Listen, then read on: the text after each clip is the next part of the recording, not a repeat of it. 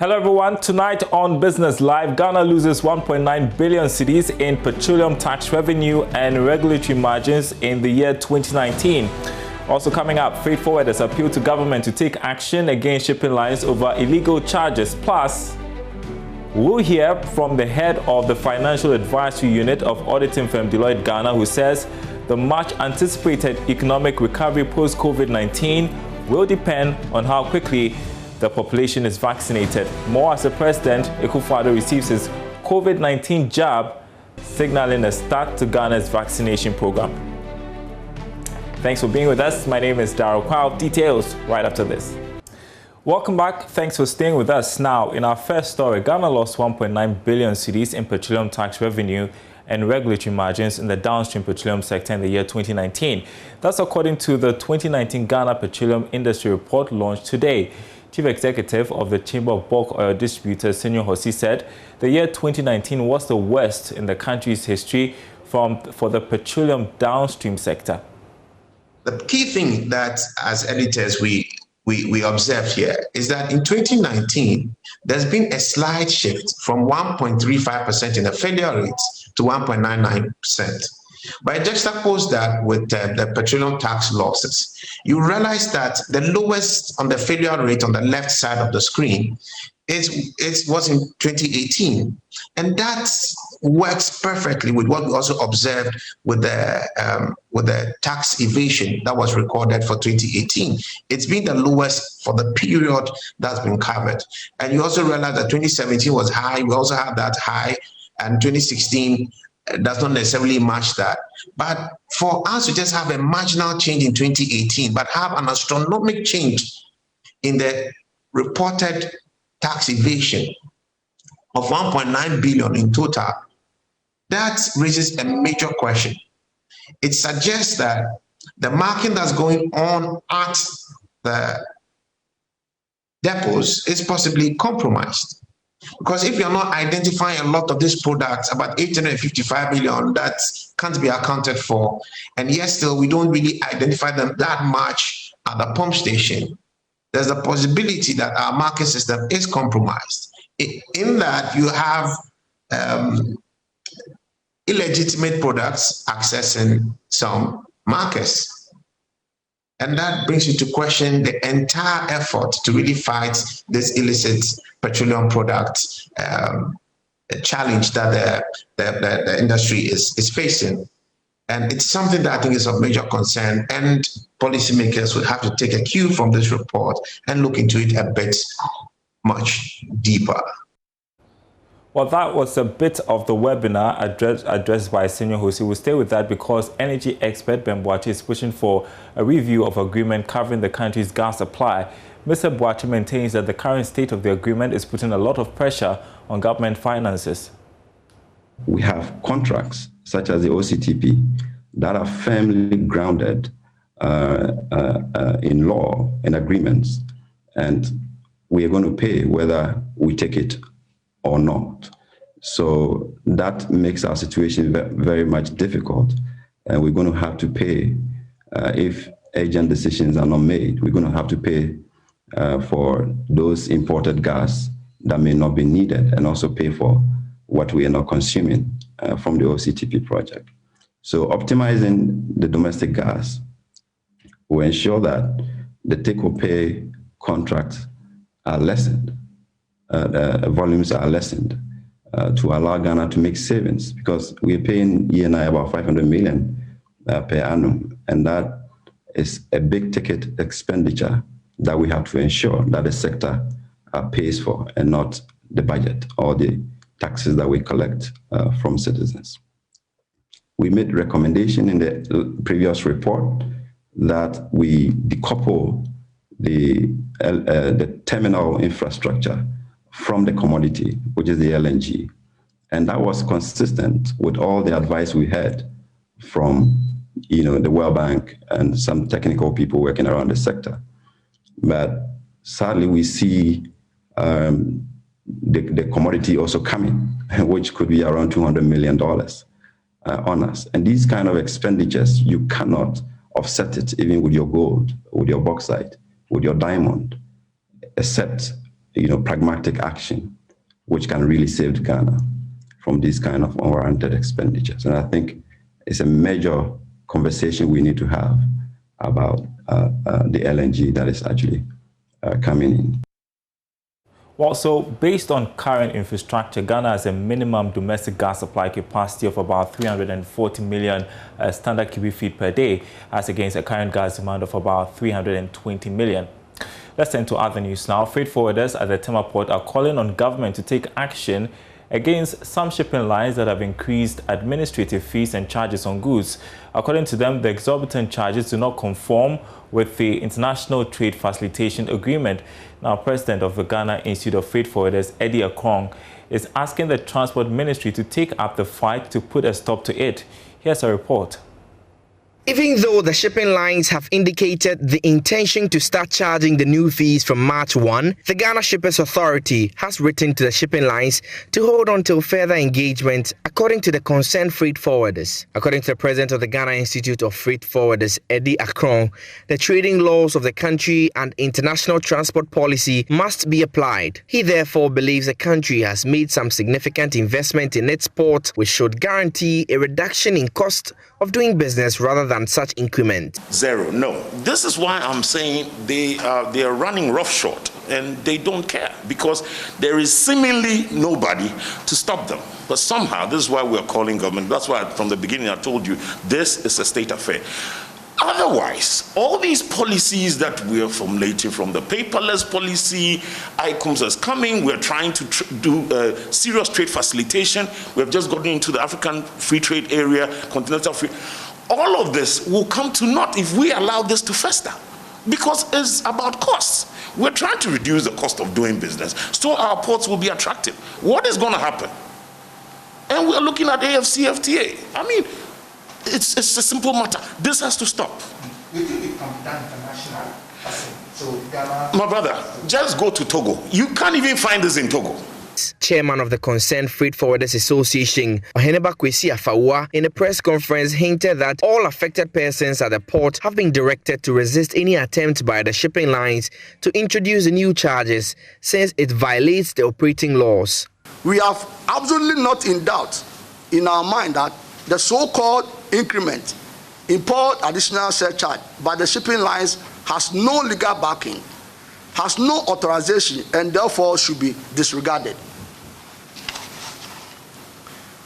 We are calling on the Shippers Authority to do the needful by applying the necessary provision in its regulations, which states as per clause 11. A shipping service provider that administers a charge for a service that the shipping service provider renders to the shipper without having negotiated that charge with the authority shall pay the authority an administrative penalty of not more than 200 penalty units. And in the case of continuous action, an additional administrative penalty of 10 penalty units for each day during which the action continues after written notice has been served on the offender by the authority. By this release, we are entreating all exporters, importers, freight forwarders, and all our partners within the logistics supply chain to disregard the notice of any increases commencing today, March 1, 2021. Meanwhile, all efforts to speak to agents of the shipping lines have not been successful. Well, we have our eyes on that for you. The Executive Director of the Africa Center for International Trade and Development is concerned the Continental Free Trade Agreement may lose its impact if countries sign unilateral deals with other countries outside the continent. Ghana is expected to sign a trade deal with the UK on Tuesday, and that is expected to deepen bilateral ties and give exporters hope. However, Isaac Hubert Arthur says the fragmentation of trade deals may cause countries participating in AfTA to lose focus. Whatever agreement we are signing outside of the AFCFTA has to be consistent. I mean, the word is consistent with the AFCFTA. So it's just about how you argue your way around it. You know, once, I mean, just as they are saying, this one, the minister is saying that it was based on the text of the ECOWAS and then the Europe, the EPA, the interim agreement. So obviously, and that is ECOWAS. ECOWAS is strongly behind that as well. So if you are saying eventually we are hoping that once this starts, ECOWAS may adopt it, then what you are saying is that it's moving from just a bilateral arrangement to now a regional arrangement, and that could become a basis for saying that it's very consistent with the AFCFTA. You get it? But I think we need to be very careful here. Otherwise, see, how prepared are we even for the African markets? AFCFTA has the implementation has started as of 1st January. Right. What is our level of preparedness? I mean, based on assessment done, Ghana is about 50% prepared. And we're hearing that participation so far has been low. At least the Ghana Chamber of Commerce and Industry has made that point. Very low. And I think that going forward, there's also the discussion about whether or not, ECOWAS as a bloc should also have trade deals going on, aside from what we are having in AFTA.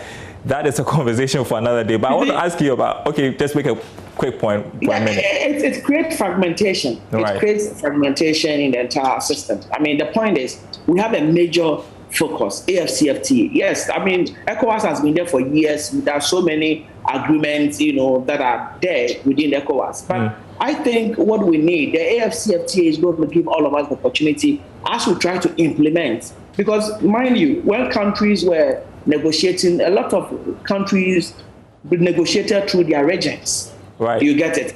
So there's still that regional presence and the regional integration into the whole AFCFTA thing. So I think we need to be very careful and then focus on the AFCFTA, maximize the benefits that it provides for us. But as it stands now, we are still just struggling, trying to get into the implementation mode, get our businesses ready, get them informed, prepare them to be able to take advantage of this big opportunity that the African market gives us. So once you are doing that and you are opening up other trade agreements or signing other trade agreements with other countries, for me, I think you need a bit of focus here. You need to focus on one thing, do it and do it well so that the benefits can come to the country. Then you can, once you are stabilized, then you can begin to look at other opportunities that can come in and support what you are doing in Africa. I think in the past, so many focus has been on trade with the developed countries, the Western world. What benefit have we derived from it? So I think that after the AFCFTA market is a great one for all of us. Let's promote Africa direct investment, not only foreign direct investment, Africa direct investment. That's what we are championing now. And in other news tonight, the cedi sustained stability against the dollar over the past 2 months is expected to facilitate quick recovery of the economy. The cedi is currently hovering around 5 cedi 74 pesos against the dollar after nearly hitting the 6 cedi mark in December last year. But is it early days yet to be excited about these developments? Well, here's George Yafe. Local currency has recorded some firm stability after December last year through to the month of January and even February. There are predictions that the cedi will indeed cross the first quarter of this year, escaping the perennial sharp depreciation against the US dollar. Some have even argued that since we won't see demand for dollars picking up strongly for imports because of COVID-19 restrictions, the cedi's good run may even last till the end of this year. Bank of Ghana, on the other hand, has maintained that it has the required dollars to stabilize the Ghana cedi. Therefore, since this whole currency depreciation is a supply and demand thing, we should be guided by this assurance coming from the central bank. But in all of this, why has the cedi's performance brought about some excitement? Well, a sustained Ghana cedi could help the economy that has been hit badly by COVID-19 shocks pick up strongly. This is because it will slow inflation rate, a development that could help reduce the cost of living and production for businesses. It may also lead to a reduction in the cost of borrowing, a development that would help change the tide and see improved lending to enterprises in the country and help them get back to the original levels, especially for those that are yet to recover from the pandemic. For consumers of petroleum products, this development should also come as a big relief to them, as it may slow down the projected increase in prices of petroleum products in the coming months at the pumps. All these will help the economy pick up quickly from the shocks of the first wave of the coronavirus. The Ghana Health Service has told Joy Business that it may push for the full reopening of the economy from June this year, if it's able to successfully immunize a significant number of residents in Kumasi and Accra. The vaccination is expected to begin this week. There's a projection that this may help in removing all the restrictions and again help in the quick recovery of the economy to help it perform far better than the pre-COVID-19 levels. And we'll continue from where we ended in that report. We are going to hear next from the head of the Financial Advisory Unit of auditing firm Deloitte Ghana, who says the much anticipated economic recovery post-COVID-19 will depend on how quickly the population is vaccinated. President Akufo-Addo received the COVAX jab, signaling a start to the vaccination program here in Ghana. Yaolati cautions if the vaccination rollout is slow, economic recovery would not be as quick as expected. Numbers do not support the anticipated growth or recovery as we expect. So, for instance, in the UK as we speak, about 20 million people have taken their first dose or their first jab. And that is about a third of the population of the United Kingdom. As we speak, a third of the population, about 20 million people have taken their first jab. In Ghana, the rollout is of 600,000. That is 2% of the entire population. So if on quarterly basis, you are going to be rolling out 2%, 3% or even 4% on quarterly basis. Right. By October, as we anticipate, we may have a challenge. And the expected growth of about 4% this year as government anticipates may not be realized because the rollout is slow relative to what we are seeing in other economies. And so what we can advise government to do is to accelerate the rollout program, make sure or ensure that we get a lot more vaccination. Maybe the second rollout will not be about 2%, but will be something more than about 10% or 20% of the population. That is going to accelerate our economic recovery. Right. And my final question, so we are receiving the jobs for free for now. Do we anticipate extra cost or a financial strain? Should we start to buy them? The good news is the developing countries, about 10 developing countries have launched what we call the accelerated program.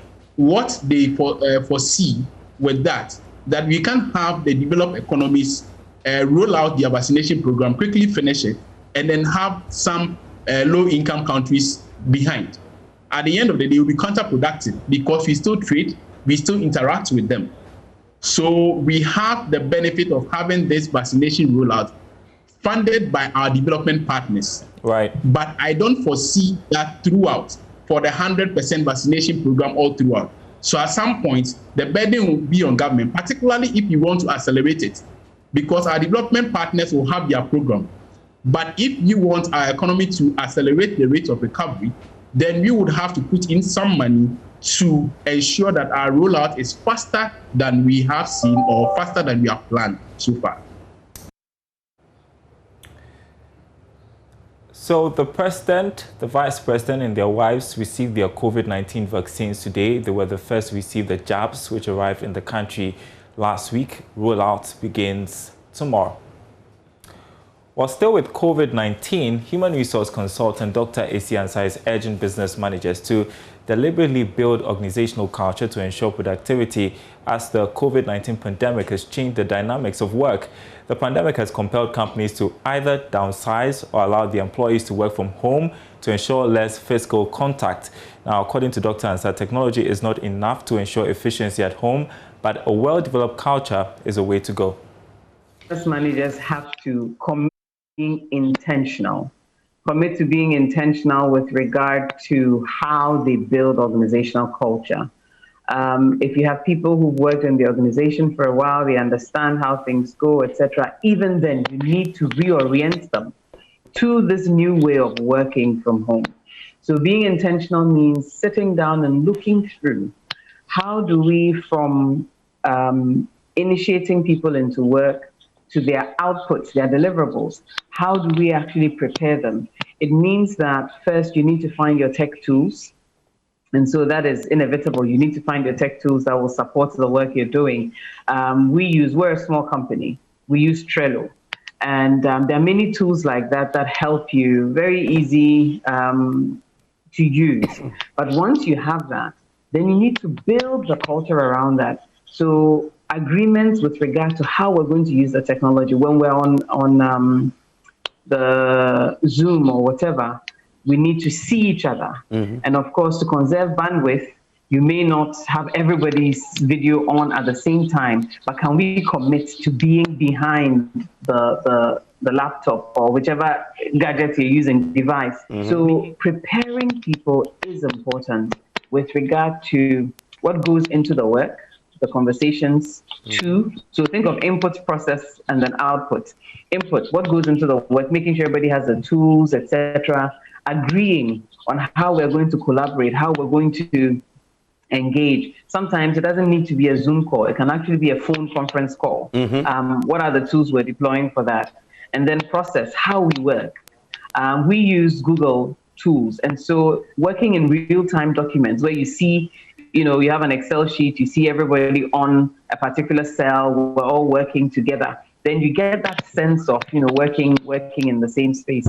But organizational culture-wise, as you do this, the what, the how, you need to talk through it and design it. Be intentional. This is how we do things here. And doing things like catching up, checking in, how are you doing? Getting people to feel connected is also important. In other news tonight, Continental Blue Investment Cbi Ghana Limited says distributors of its Super Sam cement products must be celebrated despite the challenges of 2020. The company says 2020 was a very difficult year for businesses due to COVID-19, but its distributors worked very hard and deserve to be celebrated. Management of CBI believes 2021 will be a good year as it promises to work more closely with distributors of Super Sam cement. Kwame Anka has more in the following report. The event was to recognize the role of distributors in the operations of Continental Blue Investment, producers of Super Sam cement. These distributors and their families took turns to tour the facility before being appreciated by the company. They received certificates of appreciation, 450 bags of cement, and a tricycle. These distributors, who were all smiles, say CBI is making impact on the market and should continue churning out quality products. Company buy and chair. Now, so you share any near my a fepa wait any daso said that biano company baba see Ghana has say challenges about the price and the inferior product system. So other companies have been my own price, like Ushe Super Sama products unya the normal kg, but other we unya the 50 kg unya between 40 to 45. But Super Sam we don't see scale now to say it's exactly the amount the kg.